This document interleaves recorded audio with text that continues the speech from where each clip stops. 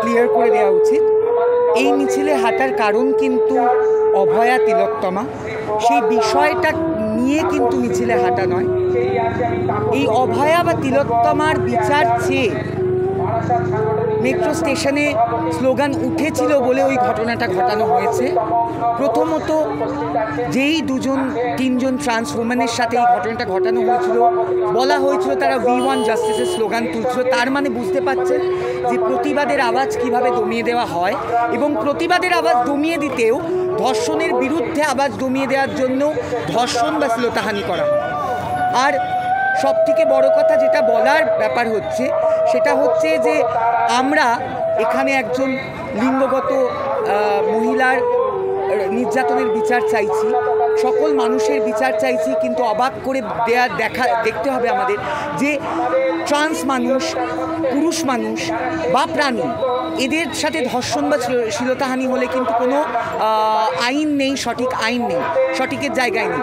যেখানে একজন সিসজেন্ডার উম্যানের সাথে ধর্ষণ বা নির্যাতন হলে যাবজ্জীবন কারাদণ্ড থেকে ফাঁসি অবধি হতে পারে, সেখানে আপনারা দেখবেন যে কোনো ট্রান্স উম্যান বা ট্রান্স ম্যান বা কোনো পুরুষের সাথে, পুরুষের কথা বাদ দিলাম, পুরুষদের নাকি ধর্ষণই হয় না, পুরুষদের সাথে নাকি শ্লীলতাহানি হয় না, সেটার জন্য পুরুষরাও দায়ী, কারণ তারা ভেবে রেখেছে যে যদি তারা যায় তাহলে তাদেরকে কাপুরুষ প্রমাণ করা হবে। কাপুরুষ তারা নয়, কাপুরুষ ধর্ষকরা, কাপুরুষ সব তো ওইভাবে হয় না। আর সব থেকে বড় কথা হচ্ছে আমাদের এই আইনটা পাল্টাতে হবে। তারপরে হচ্ছে প্রাণীদের সাথে এই আর্টিকেল 377 উঠে যাওয়ার পরে প্রচুর মানুষ নাচানাচি করেছিল, কিন্তু আমাদের জানতে হবে উঠে গিয়ে কী কী ক্ষতি হয়েছে। এই যে ভারতীয় ন্যায় সমিতি, এই নতুন শাসনটা আসছে, ওখানে পুরুষদের বা অন্য কোনো প্রান্তিক যৌনলিঙ্গ মানুষদের কোনো তাদের উপরে নির্যাতন হলে তার কোনো কিন্তু আইন নেই যে সেখানে তাদেরকে সাপোর্ট করা হবে। তো আর সবথেকে বড় কথা হচ্ছে আমার একটা রিকোয়েস্ট আপনাদের কাছে, আমি চাই এটা আপনারা অন এয়ার করুন, যে আমাকে যখনই প্রশ্ন করবেন তখনই শুধুমাত্র রূপান্তরকামী LGBTQIA কমিউনিটির মানুষের হয়ে কথা বলবেন না। আমি একজন সাধারণ নাগরিক, আমি একজন নিজেকে নারী বলে মনে করি। রূপান্তরকামী পরিচয়টা আপনাদের জন্য চিহ্নিত করার জন্য আমি কিন্তু নিজেকে একজন নারী মনে করি। ধন্যবাদ। দিদি একটা কথা বলছি, একটা প্রশ্ন করছি আমি। হ্যাঁ, আমি তোমাকে বহুদিন ধরে চিনি। একটা সময় পাঁচটিতে অভিষেকের সাথে একটা ঘটনা ঘটেছে। হ্যাঁ, তো আমার প্রশ্ন হচ্ছে, তুমি এটা বলো পুলিশ কি শুধুমাত্র প্রশাসনিক চাপেই এটা করে, নাকি বেসিক্যালি একটা ধর্ষণ কাম সোসাইটি এসে তৈরি হয়? পুলিশ যেটা আমার সাথে করেছিল যখন আমি অভিষেক ছিলাম, সেটা কিন্তু শুধুমাত্র ঘুষ নেওয়ার জন্য করেছিল। সেদিনকে মহালয়া ছিল, আমি একা একটা রাস্তা দিয়ে, এই রাস্তা দিয়েই হাঁটছিলাম, সেখানে কোথাও রেস্ট্রিক্টেড মানে ওয়াকিং ইজ রেস্ট্রিক্টেডের বোর্ড ছিল না, পাসার্স আর প্রহিবিটেড এটা লেখা ছিল না। সেখানে দাঁড়িয়ে ময়দান থানার পুলিশ আমাকে মারধর করেছিল। আমি একা ছিলাম ওইখানে, তাও বলছিলাম আমি ওখানে যৌন কাজ করতে যাচ্ছিলাম। সেটার পরে কিন্তু আমি যেহেতু আমার রাইট নিয়ে, আমার অধিকার নিয়ে, আমার মানবাধিকার নিয়ে, আমার সাংবিধানিক অধিকার নিয়ে আমি সোচ্চার ছিলাম, আমি গেছিলাম, আমি সাউথ ডিসি অবধি পৌঁছেছিলাম।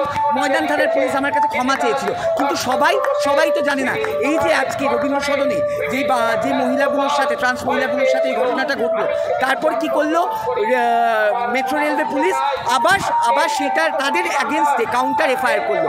ওরা এখনও চিৎকার করে বলে যে ঘটনাটা মিথ্যে। যদি ঘটনাটা মিথ্যেই হয় তাহলেও তারা অ্যাপোলজি লেটার লিখেছিল কেন?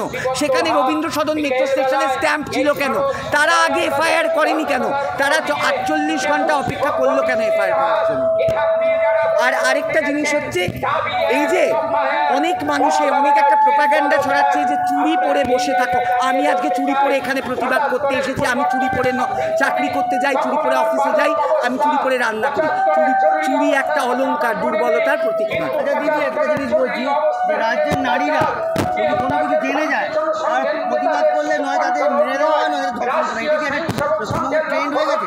পশ্চিমবঙ্গের না, এটা সব জায়গার ট্রেন্ড। কারণ আমাদেরকে মাথায় রাখতে হবে ধর্ষণ কোনো সেক্সুয়াল ফ্যান্টাসি নয়। ধর্ষণ হচ্ছে পাওয়ারের, ক্ষমতার বহিঃপ্রকাশ। তোমাকে দেখাবে একটা সিসেট পেট্রিয়ার্কাল কমিউনিটি, পুরুষতান্ত্রিক সমাজ তোমাকে দেখাতে চায় যে নারী এবং প্রান্তিক যৌনলিঙ্গর মানুষেরা তোমরা আমাদের নিচে। না হলে তুমি ভাবো না যদি সত্যিই সেক্সুয়াল ফ্যান্টাসি হতো, আমরা যেই ঘটনাটার কথা শুনছি বা যা যা শুনেছি, তাহলে একটা নারীকে অত মারধর করার পর, তার এত রক্ত বেরোনোর পর কোনো মানুষের কাম জাগে? সে যদি বিকৃত না হয়, তার কি কাম জাগতে পারে? ধর্ষণ করে, তাই ধর্ষণ কোনো সেক্সুয়াল ফ্যান্টাসি নয়, এটা পাওয়ারের অপচয়, ক্ষমতার অপচয়।